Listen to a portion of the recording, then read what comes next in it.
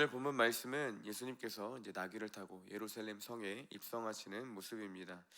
이 예수님의 예루살렘 성의 입성은 이 메시아적 사명, 구약의 약속이 이 성취됨을 잘 보여주는, 잘 드러나는 그런 본문 중에 하나입니다.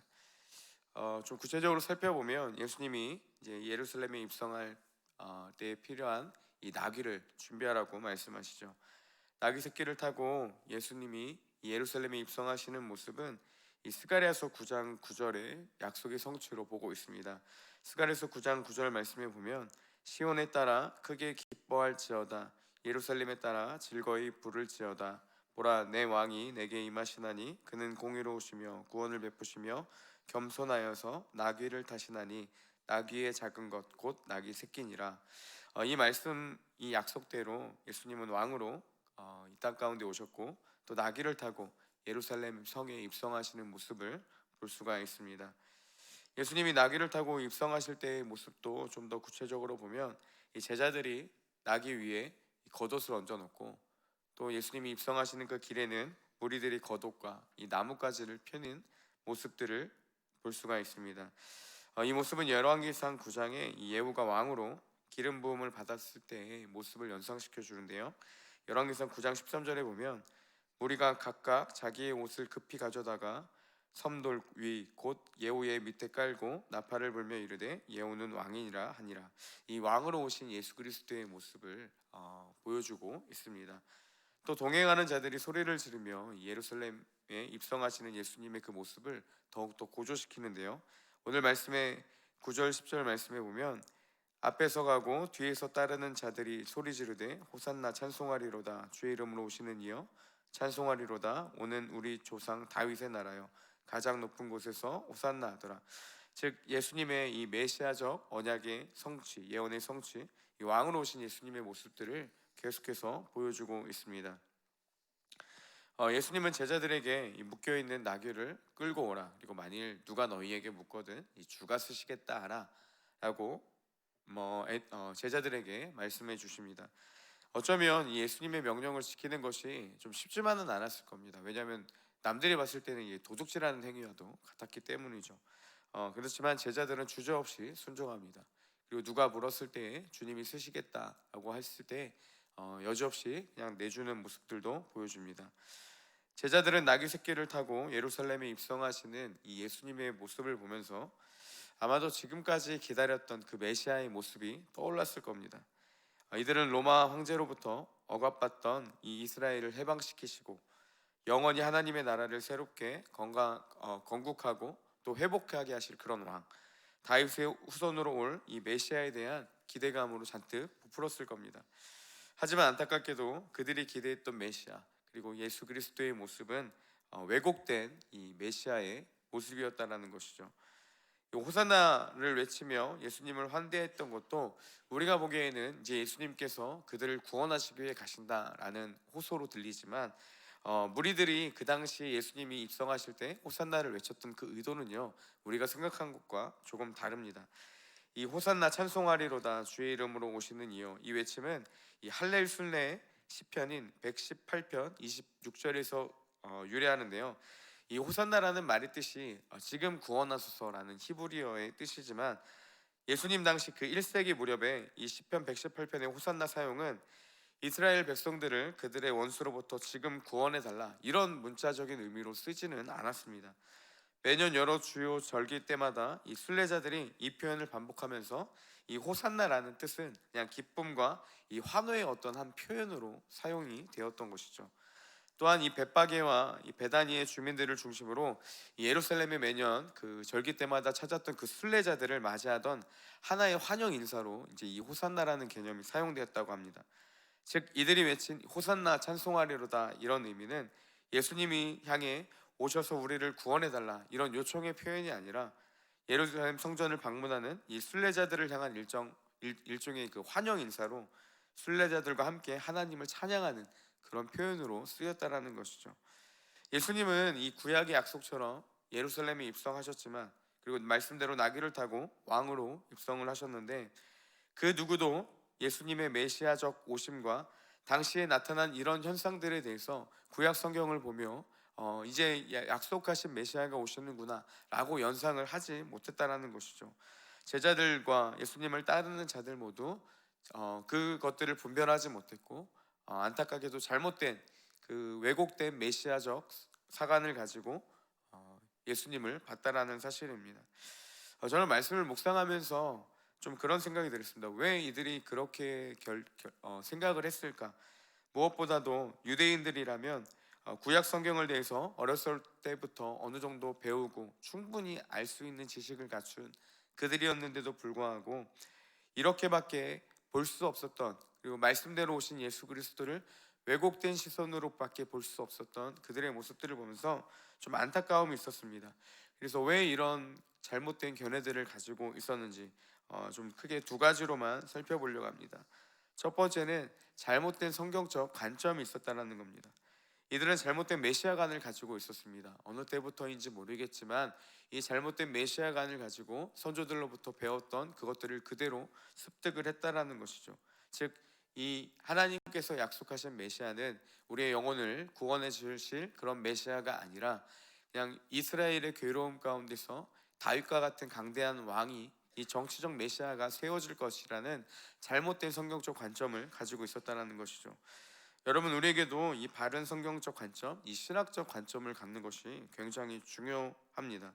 성경을 바라볼 수 있는 안목과 지혜가 필요하다는 것이죠. 종종 말씀을 잘못된 관점으로 보고 또 잘못 이해하시는 분들이 있습니다. 예를 들어 예수님도 아이를 금하지 않으셨다, 이 말씀을 가지고 예배 때 떠들고 뛰놀며 분위기를 흐리는 것을 내버려 두는 것에 이 말씀을 적용하는 경우들이 있습니다.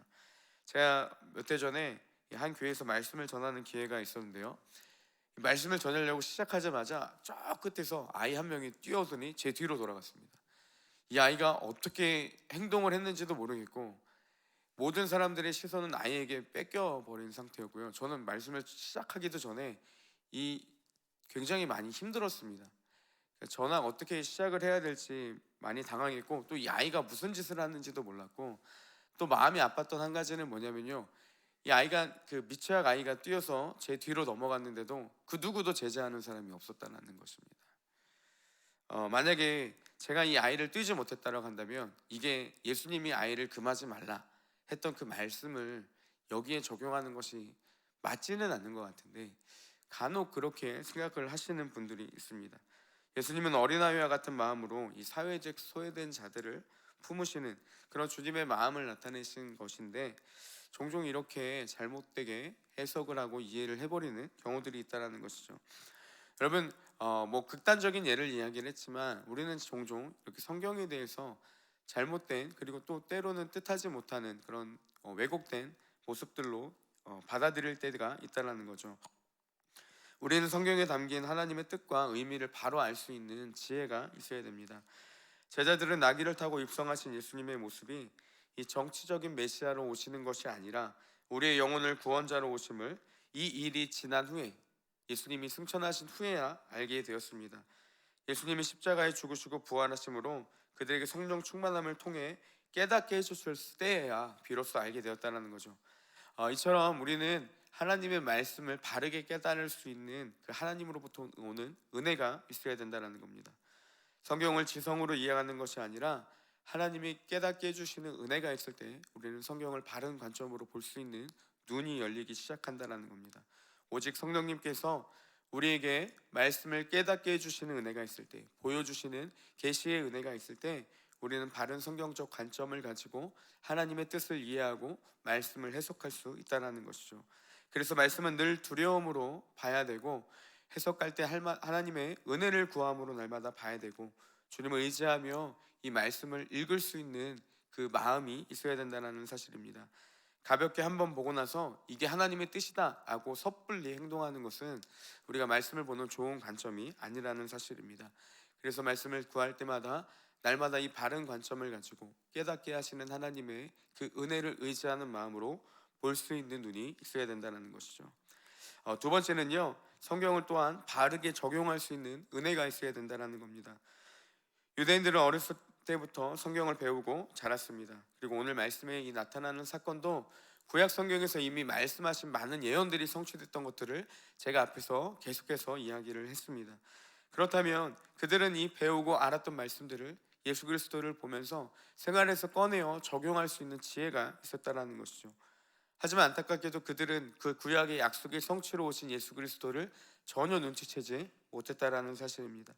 메시아의 개념도 잘못된 성경의 저 관점을 가지고 잘못된 오류에서 오는 그런 관점으로 해석을 했다라는 사실이죠.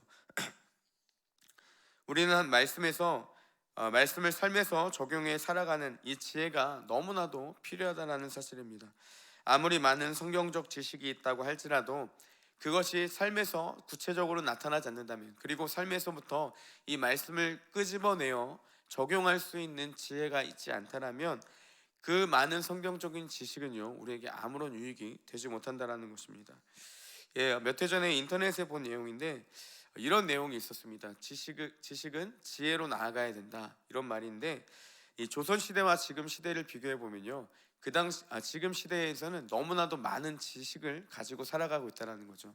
조선 시대와 비교해서는 말도 안 되는 큰 광대한 양의 이 지식을 가지고 살아가고 있는데, 그러면 조선 시대의 사람들보다 지금의 우리가 더 많은 지혜를 가지고 있냐? 그건 아니라는 겁니다.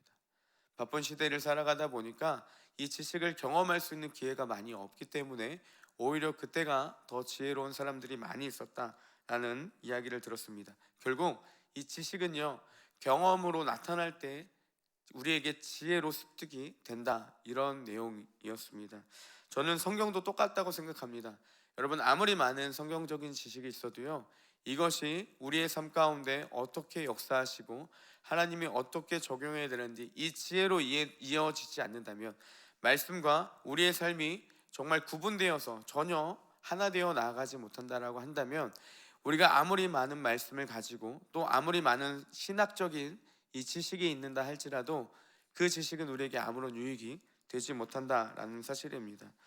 우리에게 필요한 것이 바로 이러한 지혜입니다. 순간순간마다 하나님의 말씀을 떠올리며 삶 가운데 적용할 수 있는 이 성령님으로부터 오는 은혜와 그 인도하심이 있어야 우리가 이 말씀을 살아내는, 그리고 생명력에 있는 하나님의 말씀의 능력을 누리는 그 지혜가 우리 가운데 주어진다라는 것입니다. 이 지혜는 오직 하나님으로부터 온다라는 사실입니다. 이제 말씀을 정리하려고 합니다. 여러분, 우리가 하나님의 말씀을 날마다 깨닫게 해주시는 주님의 은혜가 있어야 함을 날마다 인정할 줄 알아야 된다는 것이죠. 우리의 그 지성으로부터 깨닫는 것이 아니라 하나님이 우리를 깨닫게 해주시고 이끄실 때 그 말씀이 삶으로 나아가는 지혜의 자리로 갈 수 있다는 것입니다. 너무나도 쉽게 접하는 말씀이지만 언제나 두려움으로 하나님을 경외하는 마음으로 말씀을 대하고, 주님이 깨닫게 해주시지 않는다면 우리는 볼 수 없는 그런 미련한 자임을 날마다 고백하며 하나님의 은혜를 구하며 말씀을 대할 때에 주님께서 우리에게 놀라운 관점과 깨달음과 또 삶의 적용의 지혜로 우리를 인도해 주신다라는 사실입니다. 날마다 말씀을 삶으로 나타내 주는 삶에서 말씀의 능력을 누리며 살아가는 우리 모든 온사랑교회 성도님들이 되시기를 주님의 이름으로 축복합니다. 함께 기도하겠습니다.